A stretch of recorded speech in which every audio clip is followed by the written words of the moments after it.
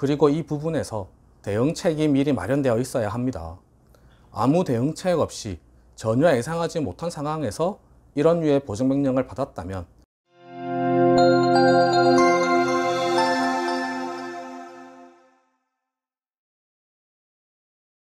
안녕하세요. 노태부 변호사입니다. 오늘은 개인의 생을 신청했는데 법원에서는 개인 파산을 권유했던 사건과 개인 파산을 신청했는데 법원에서는 개인 회생을 권유했던 사건을 소개해 드리려고 합니다. 왜 이런 일이 발생했는지 그리고 대책은 무엇인지 말씀드리겠습니다. 보증명령부터 보여드리겠습니다. 먼저 개인의 생을 신청했는데 법원에서는 개인 파산을 권하는 보증명령 보여드리겠습니다. 보시면 제목의 보증의 내용이 그대로 드러납니다. 개인의 생 신청 취하 개인 파산 신청 공고라고 되어 있고요.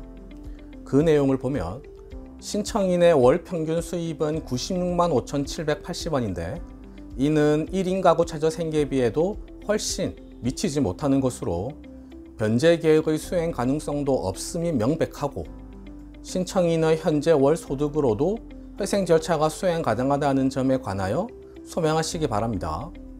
개인의 생 절차를 진행하기는 어렵고 오히려 파산 절차를 이용해야 할 것으로 보이므로 신청 취하 등 적절한 조치를 취하기 바랍니다. 라고 되어 있습니다.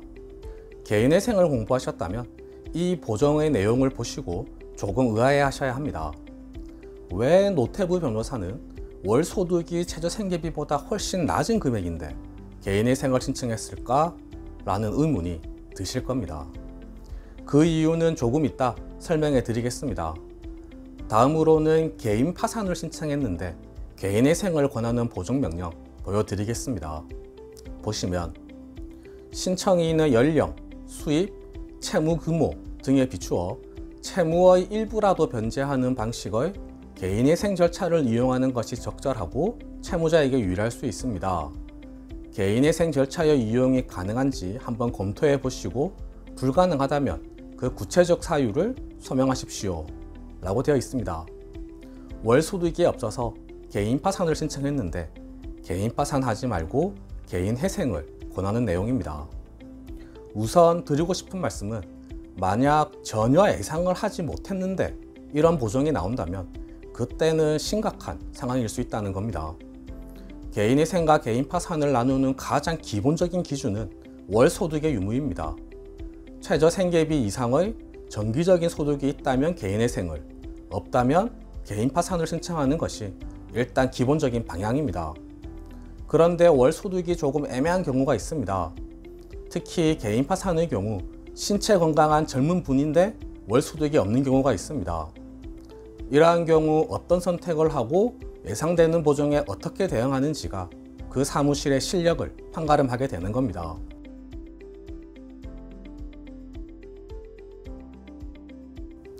처음 말씀드렸던 개인의 생을 신청했는데 개인 파산을 권유한 사건부터 말씀드리겠습니다. 이 의뢰인은 일하는 시간을 기준으로 급여를 받는 분이었습니다. 그래서 개인의 생을 신청하기 전에는 월 소득이 낮았지만 근무 시간이 늘어나서 개인의 생을 신청할 당시에는 월 소득의 최저 생계비를 넘을 것으로 예상된 분이었습니다. 신청서를 접수할 당시에는 월 소득이 증액된 급여 명세서가 나오기 전이었지만 보증명령 나오고 급여가 증액된 급여 명세서를 제출하고 아무 문제 없이 개인의 생이 잘 진행되었습니다. 신청서를 접수할 때 조금 기다렸다가 증액된 급여 명세서가 나오고 나서 접수하는 방법도 있었지만 의뢰인께서 급하신 상황이었기 때문에 먼저 신청서를 접수한 겁니다. 따라서 월 소득이 적으니 개인 파산을 하라는 보증명령이 당연히 나오리라 예상하고 있었습니다. 여기서 한 가지 말씀드리자면 개인의 생을 신청했는데 개인 파산을 하라고 해서 개인 파산을 신청했다고 무조건 파산 및 면책까지 되는 것은 결코 아닙니다. 개인의 생을 담당한 재판부에서는 월 소득이 적으니 개인의 생은 불가능하고 법원에서 진행할 수 있는 제도가 개인 파산이니 개인 파산을 하라고 한 것일 뿐입니다. 개인 파산 신청하면 개인 파산 조건에 맞추어서 다시 심사를 받아야 합니다. 이 의뢰인의 경우 개인 파산은 어려운 조건이었습니다. 그래서 처음부터 월소득을 늘려서 개인회생을 진행한 것이었고, 빨리 신청서를 접수하길 원하셔서 신청서를 접수하고 보여드린 보증명령 나오고 증액된 급여명세서를 제출하고 개인회생을 진행한 사건입니다. 월소득이 최저생계비보다 낮은데 개인회생을 신청한 것은 이러한 배경 상황이 있었기 때문입니다.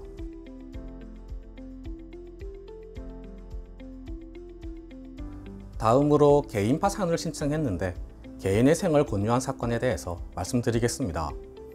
이 사건은 사실 이전에 소개해 드린 사건입니다.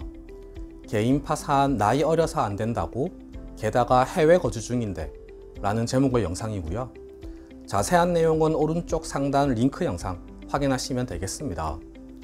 개인 파산을 신청할 당시 만 29세였고 중국에 거주하고 계신 분이었습니다. 보증명령 보여드리면 앞부분이 중요합니다. 신청인의 연령, 수입, 채무 규모 등에 비추어 라고 되어 있습니다. 핵심은 연령입니다. 만 29세이고 육체적 건강에 특별한 문제가 없어 보이는데 일을 해서 일부라도 채무를 갚는 개인회생을 하라고 권유하고 있는 겁니다. 중요한 것은 이 사건에서도 저희는 개인회생을 권하는 보증명령이 나올 것을 예상하고 있었다는 점입니다. 개인 파산을 신청하기 전에 이미 이에 대해서 검토했고, 젊은 나이임에도 개인 파산을 진행해야 하는 사정을 설득할 수 있겠다고 판단했기 때문에 개인 파산을 신청한 것이었습니다. 결과는 물론 저희의 예상대로 면책까지 잘 나왔고요. 가끔이지만 개인회생을 신청했는데 개인 파산을 권하고, 개인 파산을 신청했는데 개인회생을 권하는 보증명령이 나옵니다. 이러한 보증명령을 받았을 때 놀라지 마시고요. 핵심은 소득과 관련된 내용입니다. 그리고 이 부분에서 대응책이 미리 마련되어 있어야 합니다. 아무 대응책 없이 전혀 예상하지 못한 상황에서 이런 류의 보증명령을 받았다면 그때는 좀 심각하게 생각하셔야 하겠습니다. 가장 기본적인 조건에 부합하지 않는다는 의미이기 때문입니다. 네, 오늘 준비한 내용은 모두 말씀드렸습니다. 궁금하신 점이 있으시면 댓글에 남겨주시거나 전화주세요. 최대한 친절하게 상담해 드리겠습니다. 이상 노태우 변호사였습니다. 감사합니다.